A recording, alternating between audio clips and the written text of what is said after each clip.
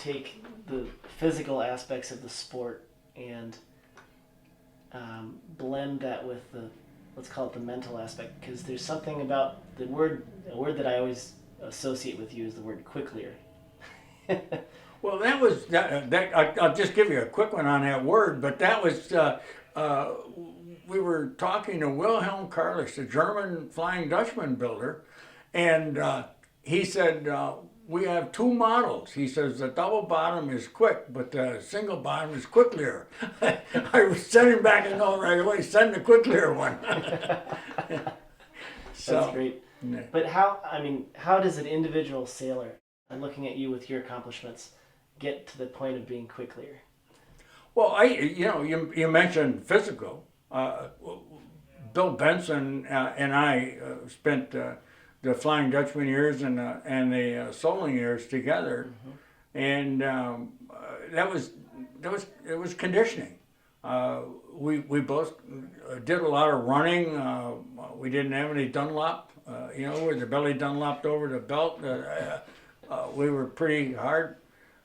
We had good wind, and where that plays, that doesn't play on the first beat, maybe the second beat, but when the third beat and everybody else is tired, that's when you can you hose them down, because your mental aspect to the game is still clear. You're not worried about your body or your legs are jumping in the straps or whatever, and of course being able to sail in all conditions.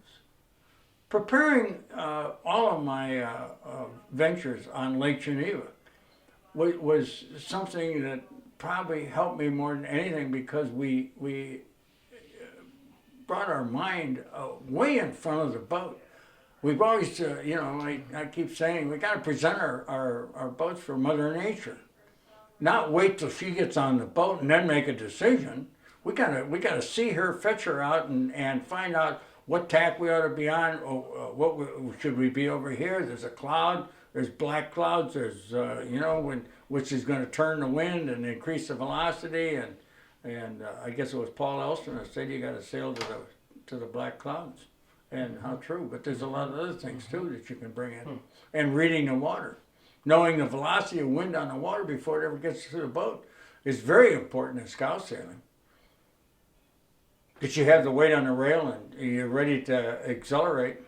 Is it true that heel angle is your single most important performance steer while racing? Absolutely. The heel angle is everything. You learn. You come into one class or another. The scows, of course, the heel angle is rail wet. If you wet the rail on a scow, the lee board is absolutely vertical, so you're going to get the greatest amount of lift from that plate. In starboats and some of these chine boats, 2 inches of chine above the water is all you ever wanted. So that gave you the most vertical plate for lateral resistance, and also what you could do then with the rig was so much more efficient, going upwind, carving, sailing higher and closer to the wind than anybody else. Your concentration has to be, if it's within the confines of the boat, you're not going to be.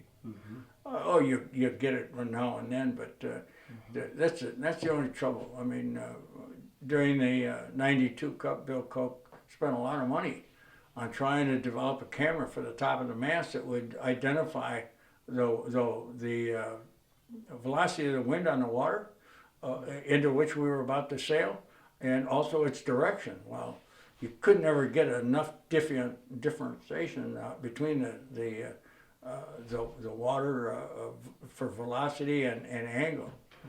And he spent $250,000 trying to get that done. I said, you should have given me the $250,000 because I was doing it because of my lake sailing.